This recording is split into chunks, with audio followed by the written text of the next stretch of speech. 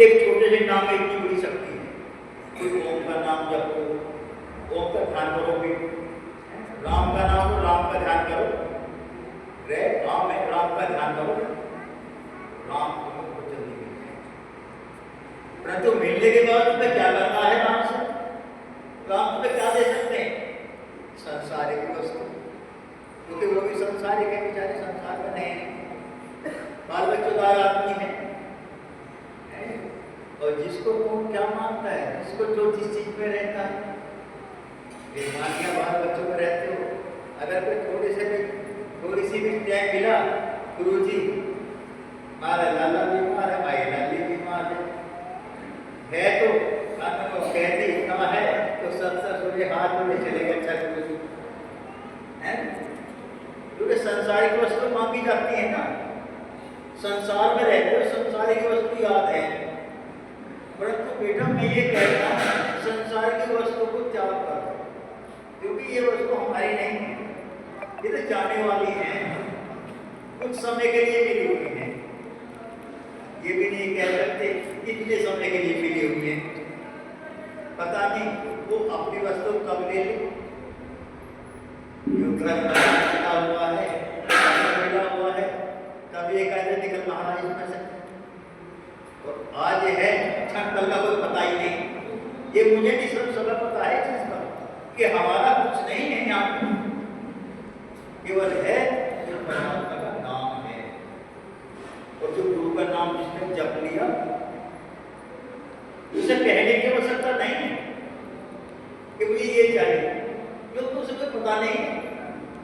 वो जो शक्ति है, मैं बता रहा था अभी मैंने शुरू में आप लोगों से कहा था कि एक चम्मच अगर घी हवा में डाला जाए उसकी 400 किलो ऑक्सीजन होती है, इससे मनुष्य का जीवन चलता है। और अगर 1 किलो लकड़ी उसमें लगाई जाए तो उसमें शायद तो कार्बन डाइऑक्साइड निकलती है, यानी कि जो वनस्पतियों को, औषधियों को, वृक्षों को, इनको ऊर्जा देती है। और जब वो ऊर्जा वहां जाती है, वृक्षों के पास है, वनस्पतियों के पास, औषधियों के पास है, तो जो ऊर्जा को भेजता है वो पहले उसके पास आता है। और वहां आने के बावजूद सोचते कि भाई आप बंटवारा हो जाएगा, कहाँ का जाना है, किसको किसके पास तक जाना है, कहाँ तक जाना है। ऐसे ही एक ऊर्जा है, नाम जब करते करते करते करते जब नाम में इतने लक्ष्य तक हो जाओगे, इसमें स्वयं पता चल जाएगा कि परमात्मा के नाम में, गुरु के नाम में कितनी बड़ी शक्ति है। अभी केवल यहाँ तक है कि गुरु से कह देंगे ये काम हो जाएगा, हो जाएगा, मैं भी कह दूंगा ऐसी बात नहीं है, मैं कहूँगा नहीं हो जाएगा, क्योंकि हमारे पास बता रहे ऊर्जा है। जो आज ऊर्जा छोटी है वो थोड़ी बहुत घूम फिर मेरे पास में कई बार आ जाती है, और मन करता है कि इसका क्या करूं, मुझे कितनी ऑक्सीजन चाहिए, ज्यादा एक हाथ तो काम हो जाएगा, बतेगी बहुत है। और फिर उसकी माया कितनी अद्भुत है, चारों तरफ वृक्ष खड़े हुए हैं, बीच में आश्रम बना हुआ है, इधर औषधियां खड़ी हुई हैं, वनस्पतियां खड़ी हुई हैं, उनके बीच में कितना बड़ा आज उस परमात्मा ने मुझे दिया कि बीच में बैठा दिया। माता बहने भाई बंधु सब सेवा करने के लिए, लेकिन कभी कभी ये मन में आती है कि पहले तो नहीं था ऐसा, ये अब ऐसा क्यों हो रहा है। तो वो ऊर्जा मुझे सब अपने आप जवाब देती है कि महाराज सच तो यह है कि कर्म करते हो, नाम जपते हो, जितनी ऊर्जा निकलती रहती है, जितनी ऊर्जा निकलती रहती है उतना ही वायुमंडल पवित्र होता है। तो यह हर वक्त जो नाम है, मंत्र है, वो हर वक्त पढ़ता बरसता हुआ दिखाई देता है, कुछ बरसता ऐसा कुछ छटपट रहता ही नहीं, क्योंकि ऐसा नहीं दिखाई देता हो क्यों मेरे ऊपर नहीं बरस रहा है, तुम्हारे ऊपर नहीं बरस रहा, बाहर नहीं बरस रहा, चारों तरफ जहां तक दृष्टि जाती है वहां तक केवल गुरु मंत्र ही दिखता है, वो दिखता है। वो ऊर्जा, वो शक्ति जब घूम करके हमारे पास आती है कि हम तो खुद हैं। और जब आपकी तरफ ये देखता हूं कि आपके चेहरे पर, आपके जीवन पर जो उदासी की छाया दिखाई दे रहे हैं, इसलिए दे रहे हैं कि वो जब तब तुम्हारे पास है। कमाल की बात है, इतने दिन होते हुए भी, इतने समय तक मंत्र लेते हुए भी, फिर भी ये मन की आसक्ति कभी कुत्ते में लग जाती है, कहीं बिल्ली में लग जाती है, कहीं गधे में लग जाती है, कहीं बकरी में लग जाती है, कई बच्चों में लग जाती है। और कमाल की बात ये, एक दूसरे को अपने ये नहीं कह सकते ऐसा कुछ छोड़ दो, ये तो उसकी मालिक की माया है। देखो बेटा, हमारे पास नैन पहले था ना, आज है। हम केवल अकेले आए थे, अकेले ही जाएंगे। इसलिए भेजा था कि आप जाओ, और ढेर सारा क्रम मैं दे दिया था कि जाओ। जब आए तो पहले यहाँ एक माँ मिली, माँ ने गोदी में खिलाया, बेटा बेटा कहा, मुझे माँ कहे, मुझे माँ कहे। बहुत बार नहीं कहा, क्योंकि पता था एक बार माँ कह दिया तो फिर माँ लिपट जाएगी, क्या छूट कर देगी। फिर जब तक लिटाया था गोदी में कहते रही, कह मुझे माँ, कह मुझे माँ। बहनी गोदी में कह मुझे बहन, कह मुझे बहन। कोई कह मुझे भैया, कह मुझे भैया। बहुत दिन तक आँख मीची, बहुत दिन तक जर्सी खींची, ना तो अच्छा है, ना तो ये पकड़ लेंगे तो छोड़ने वाले नहीं है। बुरा ना मान जाना बेटा मेरी बात पर, हैं? तू भी बहनों को बुरा नहीं मान जाना मेरी बात पर। लेकिन यहाँ ऐसा जो एक बार पकड़ लेता है ना, वो छोड़ता नहीं, रोता है, हंसता है, गिड़गिड़ाता है, बस बड़े बड़े हुए तो फिर माँ भी कहना सीखे, बहन भी कहना सीखे। और कमाल की बात यह है, तो ये कह रहे थे बेटा हम तुम्हारे में छोड़ छोड़ के सब चले गए, पास कोई भी तो नहीं रहा। और दूसरी माँ आ गई, दूसरी बहन आ गई, दूसरी ताई चाची आ गई, दूसरे भाई बंधु आ गए, भाई भतीजे आ गए। और ये भी दिख रहा है कि ये भी कुछ तो आकर चले गए, कुछ जाने को तैयार, कुछ तो जाने के लिए तैयार है कि लगता है कब चले, कुछ आने के लिए तैयार है, कुछ जाने के लिए तैयार है। मेरी बात का बुरा ना मान जाना, पहले देखो मैं जो बता रहा हूँ, परंतु यहाँ जिसने सोच के जान लिया कि देखो ये संसार है, मेरा केवल परमात्मा जिसने मुझे दिखा भेजा है, और इसलिए भेजा है मनुष्य जन्म देकर कि देख अब की बार मैं तुझे मनुष्य का जन्म दे रहा हूँ।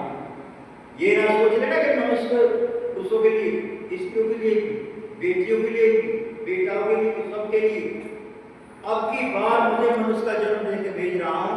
प्रभु तू देख नाम जप कर लेना कि महाराज बस तेरा नाम ही जप हो, कुछ नहीं जप सकते।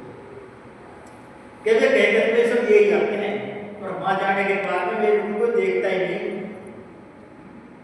यहाँ आए और यहाँ ऐसे नाम जपने लगे कि काम जपने लगे। बेटा जब भीष्म जी मृत्यु सैया पर पड़े हुए थे तो उनके पास में द्रौपदी गई और उनसे चरणों पर प्रार्थना की, हे पिताश्री अगर आप मुझे कुछ बोलने की इजाजत दें तो मैं कुछ बात आपसे पूछ सकती हूँ। आप बोली कह रहा बेटी पूछो, क्या पूछना चाहती हूँ? कह मैं आपसे ये पूछना चाहती हूँ कि आपकी कितनी आयु होगी? करीब 500 वर्ष की होगी। क्या आप ज्ञानी बहुत हो? क्या बेटी ज्ञान तो था, परंतु जब मैं संसार में लगा ना तो मेरा ज्ञान सारा का सारा दस। जब मैं ब्रह्मचारी था, अलग रहता था, अपने आप क्यारी बनाता था, अपने आप बोलता था, सब्जियां बोलता था, अन्न बोलता था, उसे खाता था, दूसरा नहीं खाता। परंतु जैसे ही मतलब मेरे पिताजी का स्वर्गवास हुआ तो उन्होंने मुझे बुलाया अपने पास में और कहा, देवर, मैं तुम्हें एक काम सोचता हूँ बेटा, कि मैं तो मृत्यु से पड़ा हुआ हूँ, जा रहा हूँ। जो तुम्हारी माता है वो जरा एक मल्लाह के घर से पैदा है, छोटे घराने से है। हो सकता है उसकी बुद्धि में थोड़ा छोटा हो, जरा उसका ध्यान रखना, तो ऐसा ना हो कि परिवार में किसी तरह कोई दाग लग जाए। पिताजी मैंने कहा कि ऐसा कभी नहीं। तो उस दिन से पिताजी तो स्वर्गवासी हो गए, 2 भाई थे, वो रोज महल में जाते और माता को रोज सत्संग स्वाध्याय कराते, कीर्तन वगैरह करवाते, भगवान के नाम पर। तुम जानते हो संसार है क्या बेटी? संसार को पता चला तो कुछ मेरे ऊपर उंगलियां उठनी शुरू हो गई। केवल एक संसार में पैर रखने के बावजूद ही मेरे ऊपर उंगलियां शुरू होगी। भाई ये तो मतलब जो है, ये तो महल में जाते हैं पीछे रानी के पास में, क्यों जाते हैं अकेले? विद्वान है, ये विद्वान है। बेटी मैंने बहुत कुछ करने के बावजूद भाइयों को भी शक हुआ, परंतु वो सब दूर होगा, क्योंकि सत्य को कभी आशा नहीं आती, कोई किस तरह कोई नहीं हुआ। फिर मैं दुर्योधन का अन्न खाने लगा। अब जैसा खावे अन्न वैसी हो जाऊं, जिसका खाते हैं, जिसका पहनते हैं, जिसका ओढ़ते हैं, जिसका बिछाते हैं, वैसा मन तो कोई नहीं था। दुर्योधन की बुद्धि तो दूसरी थी। मुझे पता था ये पाप है जो मैं कर रहा हूं, पाप की तरफ लड़ रहा हूं, पाप का तो साथ भी देना पाप है।